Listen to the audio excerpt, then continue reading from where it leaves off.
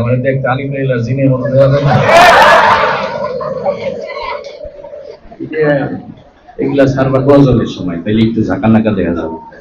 আমার বেলায় সারলে ওই মক্তবের ভোলামান ভয় পাবে।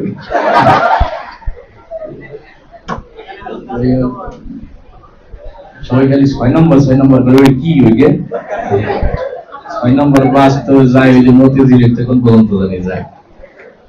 কোন 6 নম্বরের কথা জানার করা আপনারা কি তার দিকে যান সবাই? তাইলে তো 6 নম্বর মুখস্থ হয়ে আছে। আমি আর বলি কি গেল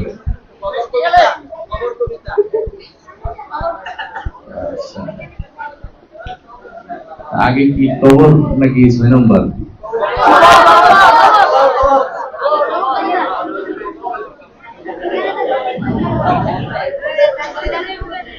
আচ্ছা কবর কবিতা শুনি, ঠিক আছে?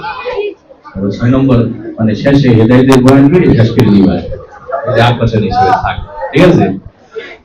কবর কবিতাটা হলো কবিতাও তো আমাদের শিল্প সংস্কৃতির একটা অনেক বড় একটা অংশ, তাই না? একজন উপন্যাসিক তার এই 150-200 পৃষ্ঠা বইয়ে যে উপন্যাসের কাহিনী লেখে, একজন কবি 8-10 লাইন কবিতার ভিতর পুরো কাহিনী নিয়ে চলে আসে, তাই না? কবিতা অনেক শক্তিশালী একটা জিনিস। তো আমাদের দেশে একজন কবি ছিলেন যিনি তার কবিতার মধ্যে আমাদের গ্রাম বাংলার সৌন্দর্যগুলো খুব সুন্দরভাবে ফুটাই তুলছেন, এবং কি তাকে আমরা সবাই পল্লী কবি বলি। বলেন তো নাম কি তার? পল্লী কবি জসীমউদ্দীন নাম ফরিদপুরের কবি। উনি এই কবিতাটা লিখছিলেন মূলত ক্লাস 8-এ থাকতে লিখছিলেন। এই 8-এ থাকতেই এই কবিতাটা ইন্টার ফার্স্ট ইয়ারের বইয়ে ছাপা হয়ে গেছে। উনি নিজেই 9 পাস করে ম্যাট্রিক পাস করে ইন্টারে যাই নিজের লেখা কবিতা নিজে বাংলা বই পড়ছে। বিশাল বড় একটা অর্জন না? তো এই কবর কবিতাটা মূলত এই একটা হৃদয় বিদারক কবিতা। একজন দাদা তার নাতির হাত ধরে ধরে একটা কবরের কাছে নিয়ে যায়, যে পরিচয় করে দেয়, এটা তোমার দাদির কবর, এটা বাবার কবর, এটা মায়ের কবর। এই কবর কবিতার প্রতিযোগিতা হচ্ছে, যে যত সুন্দর করে এটা আবৃত্তি করবে তাকে পুরস্কার দেওয়া হবে। তো বিচারকরা চেয়ার টেবিল নিয়ে বসা, পাশে নাম্বার দিচ্ছে, সামনে অনেক দর্শক একজন একজন করে প্রতিযোগী আসতেছে, আবৃত্তি করতেছে। প্রথমে যে আসলো তার আবৃত্তি মোটামুটি অনেক সুন্দর ছিল। সে আবৃত্তি করছিল এইভাবে: কবর জসীমউদ্দীন, এইখানে তোর দাদির কবর, ডালিম গাছের তলে, 30 বছর ভেজায় রেখেছি তুই নয়নের জলে।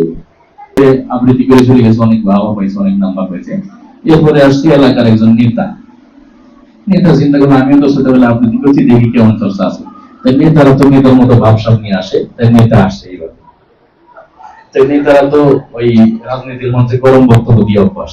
তাই নেতারা আবৃত্তিটা ছিল এরকম: কবর জসীমউদ্দীন, এইখানে তোর দাদির কবর, ওই ডালিম গাছের তলে, 30 বছর ভিজাই রেখেছি দুই নয়নের জলে। তার আবৃত্তি শুনে তো প্রচার করে উঠে বলছে, বলা কথা কয়টা গান দিয়েছে। সবাই তারা বলে শোনাই যেটা কি হয়েছে, যে থাক আপনারা রাজনীতি করার দরকার নাই, থাক। পরে আবার বিচারকরা ফিরে আসছে। আসার পরে আসছে আর একটা ছেলে, আমাদের হেমজোখানার কিছু পোলাপান দেখা যায় খুব লাজুক, তাই না? মানে এত লাজুক যে মেয়েদের চেয়ে বেশি শরমমুখ। মানে এদেরকে একটু তেলাওয়াত করতে দিলে, গজল গাইতে দিলে উঠতে যায় না মঞ্চে, কারোর সামনে কিছু বলতে দিলে শরমে শেষ। এরকম একটা লাজুক ছেলেকে জোর করে তুলে দিছে যে তুমি একটা আবৃত্তি করো। ও তো মঞ্চ হইতে মানুষজন দিকে লজ্জায় শেষ, তার আবৃত্তি ঢং ছিল এরকম: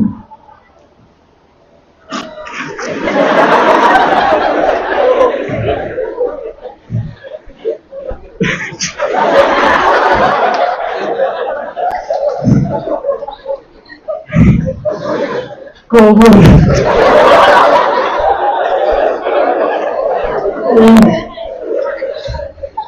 জসীমউদ্দীন, এইখানে তো দাদির কবর। তোমার নিয়ে গেল যে এত শরম হইলে হবে না, একটু শরম ভাঙতে হবে। এরপরে আসলো আমাদের নুরানির একটা ছাত্র। নুরানির কিছু পোলাপান থাকে না, সবসময় কান্দে, পড়তে বসলেও কান্দে, খাওয়ার সময়ও কান্দে, খেলার সময়ও কান্দে, ঘুমানোর সময়ও কান্দে। এদের যদি জিজ্ঞেস করা হয় যে কান্দো কেন, নাকি আমার দাদির কথা মনে পড়ছে, নানির কথা মনে পড়ছে, এরকম পোলাপান আছে না? একটা ব্যক্তিকে বলছে যে তুমি একটু আবৃত্তি করো কবর কবিতাটা। তো তো ওর তো যখন সোজা খবর কবিতা আবৃত্তি ওর তো দাদির কথা মনে বেরিয়েছে, আগেই কান্না শুরু হয়ে গেছে। তার আবৃত্তির ঢং ছিল এরকম,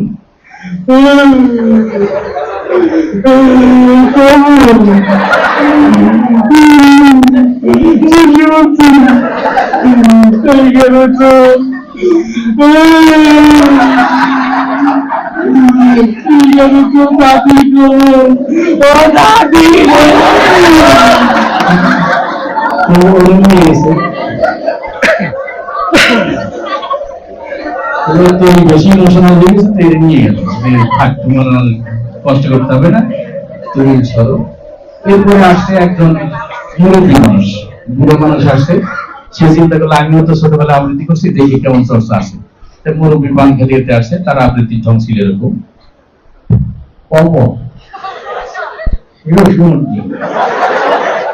এইখানে তো ওই ডালের গাছের তলে 30 বছর 30 বছর মুরব্বী অনুসরণ হয়েছে, তারও নিয়ে গেছে যে ঠিক আছে আপনি যান, আপনার আবৃত্তি করতে হবে না। এরপরে আসলে আর একটা ছেলে যে একটু তোতলা টাইপের, আমাদের মধ্যে কিছু বলবেন আজকে একটু তোতলা কথা বলতে সময় লাগে, এরকম একটা ছেলে আসছে, তার আবৃত্তির ঢং ছিল এরকম,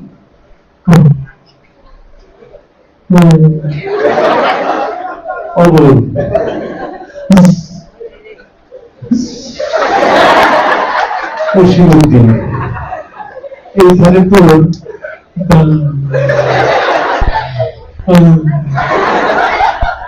আগে করবো ওই ডালিম গাছে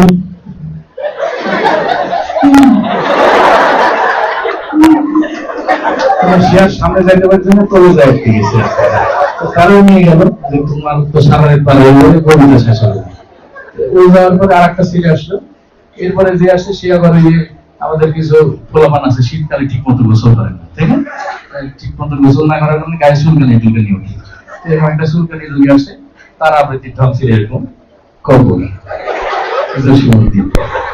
এইখানে তো ডালিম কবর, ওই ডালিম গাছের ফলে 30 বছর ধরে নিয়ে গেল যে তুই তো কাগজ বসে কাজ হবে। এরপরে আসছে আর একটা ছেলে আবৃত্তি করতে, দেখা যায় অনুষ্ঠান হয়ে আশপাশে ফুচকা বিরিয়ানি অনেক দোকান বড় না, তো ঝটপট ফুচকা একটু বেশি খেয়েছে, পেট খারাপ হয়ে গেছে, অর্থাৎ ডায়রিয়ার রোগী। একজন ডায়রিয়ার রোগী আসছে, তার আবৃত্তি ঢং ছিল এরকম, কবর জসীমউদ্দিন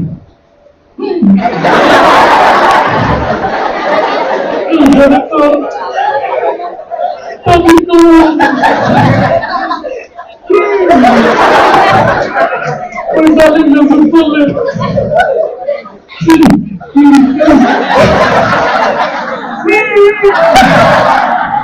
তলে নিয়ে গেছে, কষ্ট করে কাজ হবে না, চলে গেল। সর্বশেষ যে প্রতিযোগী আসলো, একটু আনকমন প্রতিযোগী, আল্লাহ তাআলা তো আমাদেরকে আশরাফুল মাখলুকাত মানুষ হিসেবে সৃষ্টি করেছেন, তাই না? মানুষকে আল্লাহ তাআলা দুইটা ভাগে ভাগ করেছেন, একটা পুরুষ আর একটা নারী।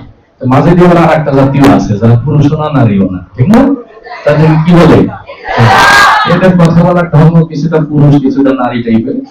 এই পাবলিক একজন আসে যে আমি ওই স্কুলে পড়ছিলাম কবিতাটা, দেখি কেমন চর্চা আছে। সে আসার পর তার আবৃত্তির ঢং ছিল এরকম, এই কবর